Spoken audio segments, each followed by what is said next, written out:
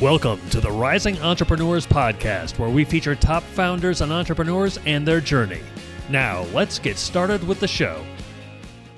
Hey, everybody. This is John Corcoran with Dr. Jeremy Wise, and this episode is a little bit different. This is a live interview that we recorded at the Global Leadership Conference from Entrepreneurs Organization, where some of the best entrepreneurs from around the globe share ideas and to learn about entrepreneurship.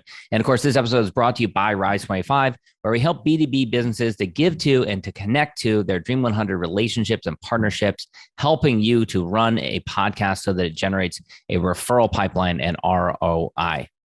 Yeah, I mean, John, after both of us have been podcasting for over a decade, the number one thing in our life is relationships. And we're always looking at ways to give to our best relationships. And we found no better way to do that over the past decade than to profile the people and companies we admire and shout from the rooftops what they're working on. And this interview is no different. So if you've thought about podcasting, you should go to rise25.com to learn more, or email us at support@rise25.com. Thanks, everyone. Enjoy the interview. Enjoy.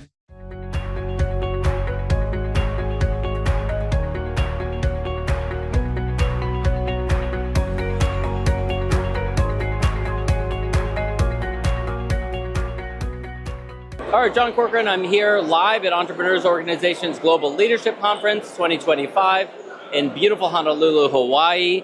I am the founder of Rise 25, which does B2B podcasting. I'm also a member of EO San Francisco, and I'm here with my friend Roman Slavinsky, who's from EO LA Valley chapter. And tell us a little bit about, you've got a couple of different companies. You got two companies. What are your companies and what do the companies do? Oh, thanks, John, for having me. So I have two companies. One of them is A Tutoring, where we do private one-on-one intervention style tutoring for homeschool kids and private customers. And the next business, which kind of got its wings within EO, is it's a smart hiring solution where AI analyzes applicants based on the employer's job description and video responses to a questionnaire. And you have a great story around creating that second business, which kind of incubated within EO. You want to tell that story? Yeah, thanks so much for asking about that. So what happened was we got a big tutoring contract where we had to hire 30 teachers in a 2-week window, and it was just chaos trying to hire and screen through all the applicants. So we put things together and created a AI automation and evaluation system that allowed us to kind of filter out 80% of the applicants and really see the ones that we wanted to talk to. Yeah. I shared it. That's massive. It's a huge time saver. Huge time saver. It would have been impossible to screen all of the applicants that we got. And didn't it come about because you had to hire some big number of tutors in a short period of time? Yeah, we had to bring on 30 in a 2-week window. Because when we got the contract, we obviously said that we can definitely fulfill it, but we didn't have the staff to fulfill it yet. Yeah. Double-edged sword, I guess. You got to deal with that, Yeah, but it worked out great. We were able to fulfill that goal, even hired a couple extra ones. It expedited our process and turned around the time from ad posting to actually having them clear a background check. And then I shared that story with my forum, and Kwan, who was the learning chair at that moment, he's like, why don't you do a lunch and learn?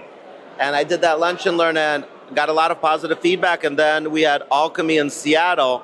And that's when I really knew that this was a good idea, because I had multiple people come up to me that weren't at that lunch and learn and saying, hey, through the grapevine, I heard about this. You want to tell me a little bit more? Yeah. And that's where the business got started. Yeah.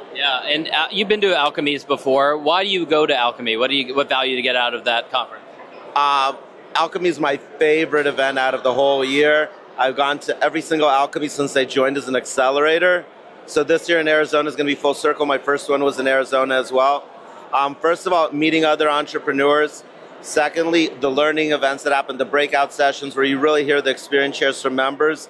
I find that incredibly beneficial.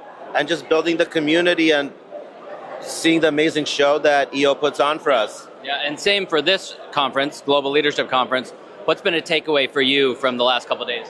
The main one for me, because I always think of myself as a big kid, when Brad Montague was talking and he said, don't be childish, be childlike. And that really made it okay for me to still be that big kid. I'm just childlike. I'm not childish. Yeah. Well, thank you so much for your time. Where can people go to learn more about your both of your companies? Yeah, so for the tutoring company, our website is wetutorathome.com. and the smart hiring solution is called Umna, UMNA.io. And Umna is actually a Russian word. I'm a Russian immigrant from Ukraine. It means clever. Excellent. All right, thank you so much, Roman. Thank you so much.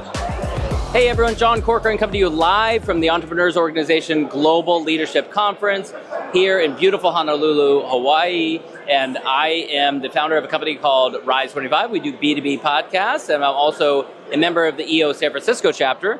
And I'm here with Seth Casden, who is the founder of Celliant. And Seth, tell us about Celliant and what that company does. Thanks, John. I'm excited to be out here with all the EO global team. Celliant is an infrared textile that harnesses the potential of human energy to give infrared back into the body. So we've been doing this about 25 years, and basically any product that you're wearing can have our technology, any clothes, any bedding, to boost circulation and blood flow and help speed recovery. And we did a whole podcast interview previously together about the highs and lows of entrepreneurship and building a company and all that kind of stuff. One of the things I've been talking with a lot here with entrepreneurs about is some of the challenges. And you live in Malibu, which of course suffered devastating fires earlier this year. What has that been like for you and for your company? Well, our office is actually at Ground Zero in the Palisades. Luckily, it didn't burn down, but it's been very difficult to focus on work, to say the least. We feel very blessed to have not been more affected than people that lost their homes. We did have some employees and people on our board that lost homes, so it has been very traumatic. You see global events that happen, and it's not quite the same until it happens in your own backyard. But everyone's really come together as a community. We've had employees donate their salary to the firefighters, and it's been just really pulled us together, and I think in the end we'll be stronger for it. Yeah, and I've interviewed some of those who lost their home, the EOLA members who lost their homes, and I know that EOLA has really banded together to help those who've suffered and who lost their homes or their businesses. Yeah, we've all done everything we can. Sometimes it's the little things, just bringing food and supplies, and just letting people know we're there to help and support any way we can. Yeah. Now, you came out here to Global Leadership Conference, even though you didn't have a board role, just because you felt that you wanted to be a part of this community. Talk a little bit about what motivated you to come. Yeah, John, I've been in EO for 12 years and haven't had the opportunity to serve on the board, and I just feel like it's time. And when they opened the registration up to everyone, I signed up to come out here and kind of learn about it and take it all in, and hopefully there'll be an opportunity for me, if not this year, then certainly next year. Oh man, they need to harness that. That's some great free volunteer labor. And you've also been to the EO Alchemy Conference, which is going to be in Scottsdale, Arizona this October. Talk about that conference and what that has done for you. Yeah, I've been to several alchemies, a couple of university events.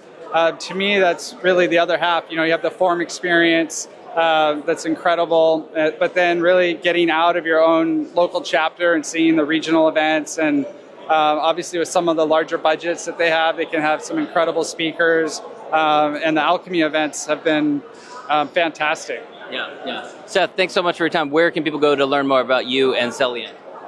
You can find me on LinkedIn, Seth Casden, or Celliant, CELLIANT.com. Thanks for having me. Great. Yeah, thanks so much.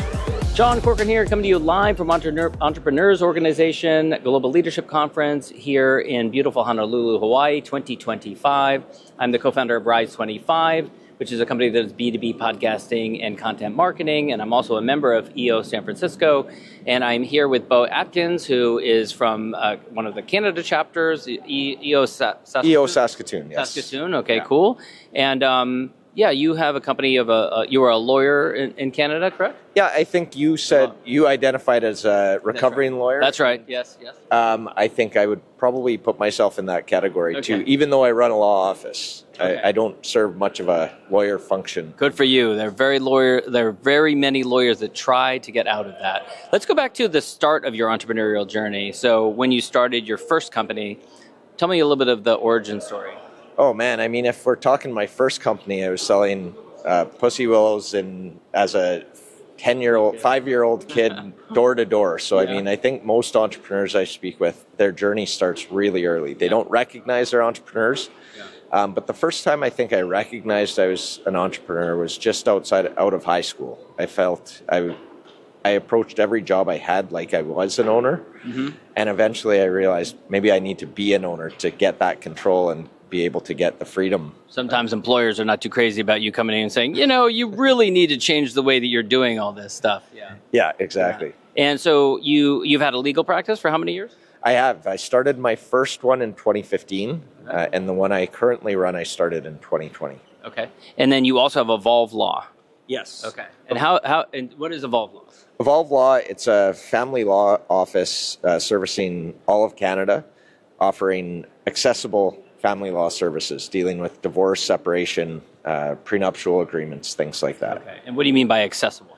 Well, I've tried to scale it. So I've tried to sort of model myself after like the H&R Block and TurboTax on the finance side to make it more accessible to people. So my client is not an EOer or an entrepreneur. It's typically their employees, people with salaries and really relatively simple resolutions. So you're addressing the part of the market a substantial part of the market that needs family law services, and really like the cost can be out of touch for them. Exactly. There was a study done a few years ago, actually, and this is one of the motivations I had for starting it, saying that 80% of people who need a lawyer don't actually use a lawyer. And I thought that presented a tremendous opportunity, but also an opportunity to do good and offer people who are suffering. They're going through the worst thing they've ever gone through. Their kids are suffering because of that and often end up as unintended casualties. And so I had the opportunity to do this and hopefully help people get through it. Tell us about some of the challenges around having an existing firm and then starting up this new entity and building both at the same time. Well, I didn't build both. So I forced an exit from my last partnership. And a big reason was I struggled for a lot of years balancing the entrepreneur mindset and my entrepreneur brain and my lawyer brain. Because as I'm sure you can appreciate, the lawyer brain is constantly looking for risk, issue spotting, and versus the entrepreneur who is seeking opportunities and can at some time, in some instances, be blind to the risk. And those two were doing battle to the point where I felt the lawyer brain was suffocating the business.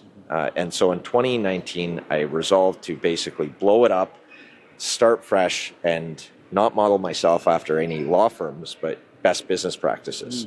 And EO has been amazing for that, just because it sort of transcends industries. You're not just exploring. There are lawyer groups, but in my forum, I don't have any lawyers in there, so I get to borrow from experiences of other business owners. You have 3 lawyers in my forum, which is a lot, myself included.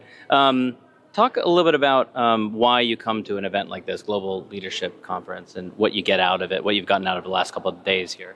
Well, I serve on our regional council in Canada, so I find it's a great opportunity to learn how to be a leader of leaders. And every position I've gone through in my path of leadership has I felt elevated my skill set of, again, leading other business owners that are leaders in their organization, which has really percolated down into my organization, where I feel like I'm showing up better for my team. And the Global Leadership Conference just has amazing programming, connections, and experiences. Well, Beau, this has been great. Where can people go to learn more about you and Evolve Law? LinkedIn is, I'm annoyingly prolific on LinkedIn. So after a conference like this, I bet I'll have 50 posts. So that's the best place to connect with me. And then, of course, check out our website. Yeah, great. Thanks so much, Beau. Awesome. Thank you. Hey everyone, Jon Corcoran coming to you live from Entrepreneurs Organization's Global Leadership Conference 2025 in beautiful Honolulu, Hawaii. And I'm here with Bas, who's from the EO Netherlands chapter, I, by the way, am from the EO San Francisco chapter. I'm the co-founder of a company called Rise 25, where we help B2B companies to start podcasts and do content marketing. And you have a company that's called CompaNanny. Yes. You've had it for about 20 years now. Started back in 2003. Let's get to your origin story. How did you end up starting this company? Yeah, I was a business consultant, and I wanted to do something which was really something that people were standing in line for, which would make the world a better place. And that's why I started with a new generation, because if you want to make something a better place, start with a new generation. And the model was to help companies with providing childcare services? Yeah, first we started with like daycares in companies, but later we found out that people want actually near their homes. So the name was the same, CompaNanny, the nanny in the company, but it was in the residential areas near schools and yeah. Okay. Tell me about the early days. Like, was it challenging in the early days, the early years, to get it up and running, get it, profitable? Yeah, there was. It took me 5 years before it was really profitable, but that was because we had a big loan as well. And of course, I mean, it's a service which is very important for parents. They don't give their child at the first moment to someone that is new in the sector, right? Yeah. So we had to build up recognition, a brand name, our promise for a long time. Yeah. Yeah. And was that difficult for you moving into sales? Getting parents to trust enough to hand over their child during the day? Well, actually, I didn't find it difficult. It took us a long time, but I didn't find it difficult because my heart is there. I mean, I'm very passionate about the development of young children. I worked as a caregiver after I was a business consultant. Everybody was laughing at me, but that was the best thing I could ever have done. Yeah. So it was not difficult because all the parents have seen that passion and true care for children. Yeah. So you must have had family, friends who are like, "What are you doing? You're moving from business consultant to caregiver." You must have had a lot of people that were putting doubts in your head. Yeah, exactly. They were laughing at me like, "What are you doing?" Yeah. All those people are not laughing anymore. I can assure you. Yeah. So it's a much larger company now. You have 1,500 people working for you. Imagine how many parents you've helped by taking care of their children so that they can work. Tell me about some of the other challenges you've had over the years. We've had economic downturns. We've had COVID. Tell me about some of those. Yeah. So the economic downturn, like the financial crisis, it took us 3-4 years to really. We didn't do bad, but we were not growing as fast anymore, which was not a good thing either. But it was difficult to keep people on board, all the clients, because some people lost their jobs, etc. And at COVID, that was even more hard. That was harder because all the regulations, and it is a people's business. Yeah. So if someone is sick or has to stay at home or has all these, how do you say it? Everything which has to do with COVID. Yeah. You need more people. You need new people. You need new hires. And it was very difficult to find that. So it took us 3 years to grow out of that. That was really difficult. Yeah. And you've been very involved in Entrepreneurs Organization. What drew you to EO and why do you get involved? Yeah, EO is... from the first moment, it was a warm bath for me. It's like everything an entrepreneur cannot share with his or her employees, you have to share with a peer. And this was a organization of peers. So at the first moment that I came into EO, it was like, wow, all these people, I can talk to them on the same level, the same frequency, the same vibes. I'm a member for 15 years and I've never lost that feeling. Wow. Always the same. Wow. Yeah. Wow. And then this is Global Leadership Conference. Maybe you've been to others and over the years, I imagine. Why do you come to the show? What are some of your takeaways from this experience? I always go to GLC because I'm a board member. So I do the learning tracks that are important for my chair. And every year there's something new. And you have new contacts as well. You learn from the best practices from people. And I get a lot of energy from it. Yeah, I always get home physically exhausted and mentally completely inspired. And any big takeaways from the last 2 days here? Yeah, about how to use AI in my business more, but also I'm learning chair. So if I can create events that cost less but have a higher impact, it is great. And I have had some discussions about best practices from some US learning chairs that had very, very great creative ideas about not costing events that cost money, but that deliver money to you. It was awesome. Oh, that sounds great. Yeah, exactly. It'll work. Where can they go to learn more about you? Your website, LinkedIn?